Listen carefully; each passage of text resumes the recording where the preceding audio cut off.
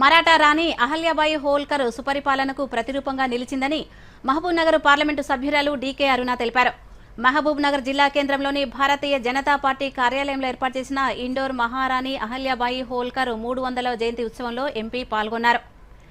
ఈ సందర్భంగా డీకే అరుణ మాట్లాడుతూ దేశవ్యాప్తంగా భారతీయ జనతా పార్టీ ఆధ్వర్యంలో 10 రోజుల పాటు అహల్యాబాయి జీవిత చరిత్రను, ధైర్య సాహసాలు, పరిపాలనా నేపథ్యాన్ని దేశ ప్రజలకు తెలియజేయాలనే ఉద్దేశంతో జయంతి ఉత్సవాలను నిర్వహిస్తున్నట్లు తెలిపారు.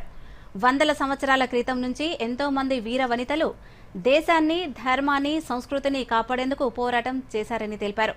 1764 నుంచి 1795 వరకు ఇండోర్ను దాదాపు 3 దశాబ్దాల పాటు నిరాటంకంగా పరిపాలించారని వివరించారు. రాణి అహల్యాబాయి హోల్కర్ స్వయం వ్యక్తిత్వం, శక్తియుక్తులు, కార్యసాధన వంటివి ప్రతి ఒక్కరికి ఆదర్శం కావాలని సూచించారు.